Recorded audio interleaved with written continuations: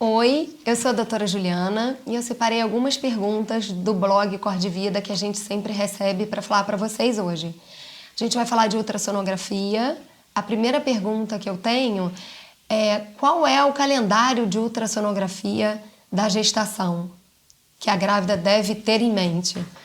A primeira delas é a ultrassonografia que a gente faz a partir de 6 semanas, que é mais ou menos próximo ao diagnóstico da gravidez. A segunda é entre 11 semanas e 13 semanas e 6 dias. A terceira ultrassonografia seria a morfológica, que é entre 18 e 24 semanas, preferencialmente entre 20 e 22.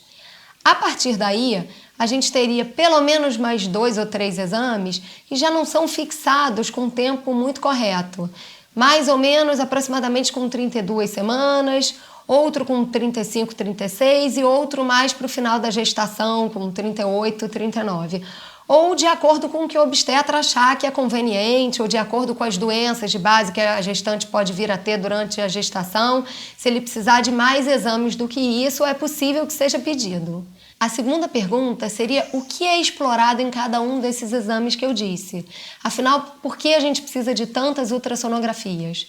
Bom, a primeira delas, que a gente deve fazer a partir de 6 semanas, é a ultrassonografia que confirma a gestação. Apesar da gente ter um beta-HCG positivo, que já diz que a gestante realmente está grávida, eu preciso de um exame que me mostre que a gestação está tópica dentro do útero e também para ver se a gente tem um embrião, 2 embriões, 3 embriões.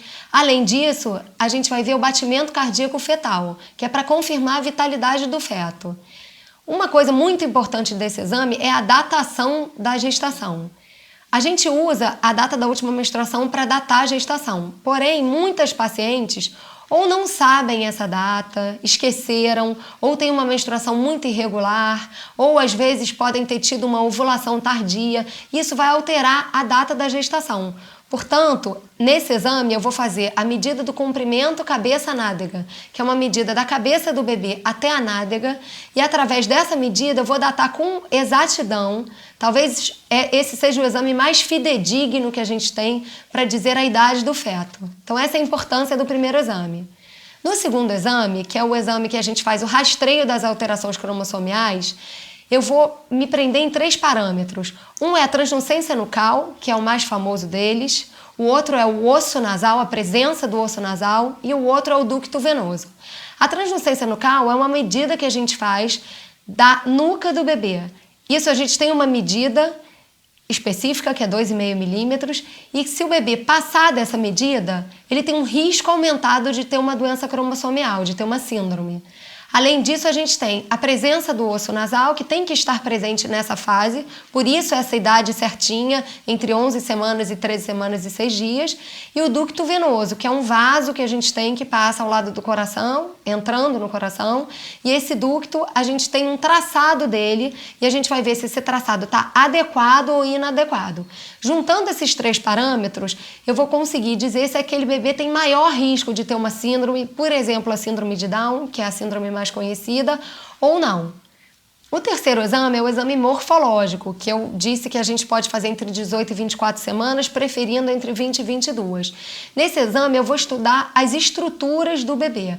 Então eu vou contar os dedinhos, eu vou avaliar os cortes do cérebro para ver se está todo adequado, eu vou avaliar se o estômago do bebê enche e diminui durante o exame, ou seja, se esse trato gastrointestinal do bebê está funcionando adequadamente, eu vou avaliar a bexiga do bebê, se ela enche, esvazia, olhar os rins. Então esse exame talvez seja o exame mais importante de todos, que é o exame onde eu consigo detectar malformações estruturais dos órgãos durante a gestação.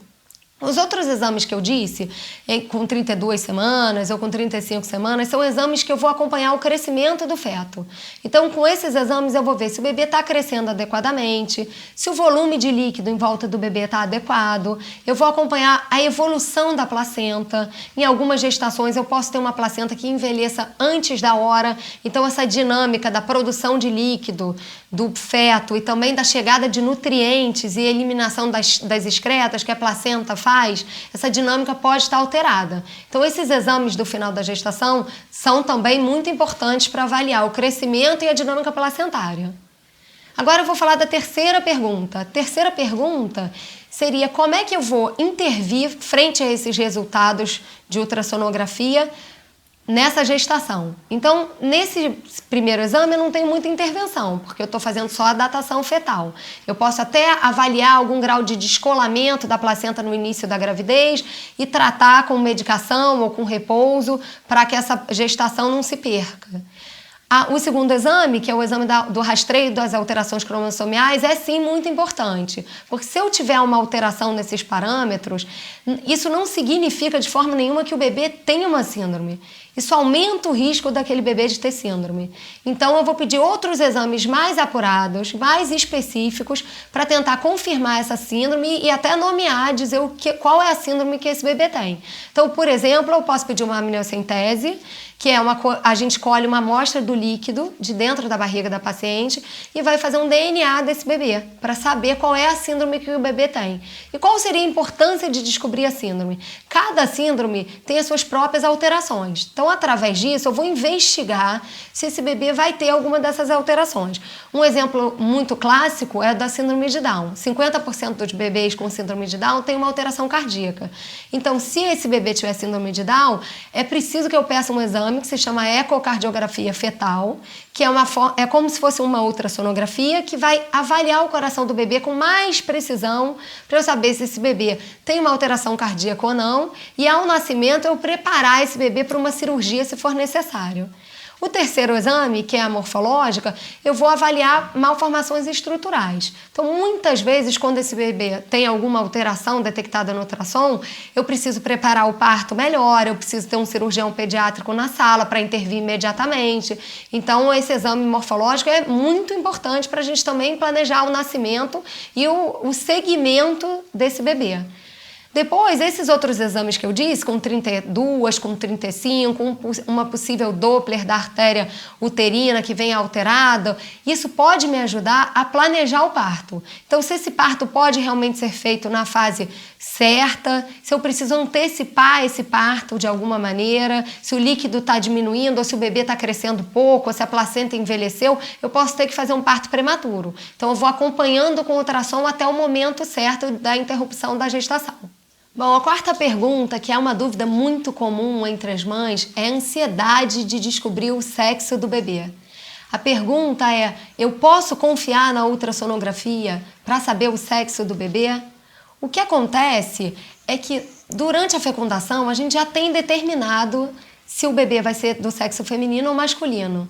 Porém, até as 18 semanas, o que a gente tem é o tubérculo genital, que seria uma bolinha que vai se desenvolver no órgão masculino ou no órgão feminino. Até 18 semanas, fica difícil dizer com muita certeza, porque aí eu preciso usar uma teoria científica que é sobre o ângulo de incidência do tubérculo genital para imaginar se aquele bebê vai ser masculino ou feminino. Isso pode sim ser feito e muitos ultrassonografistas fazem. Porém, eu diria que isso não é uma certeza tão absoluta. Para ter certeza mesmo, eu aconselho a deixar para esse momento entre 18 e 22 semanas para determinar o sexo fetal, porque nesse momento eu tenho realmente o órgão masculino e o órgão feminino já formados para dar essa resposta com exatidão. Se vocês ainda tiverem alguma dúvida sobre esse tema, ultrassonografia, ou sobre algum outro tema, acesse as nossas redes sociais que a gente responde aqui para vocês. Até breve!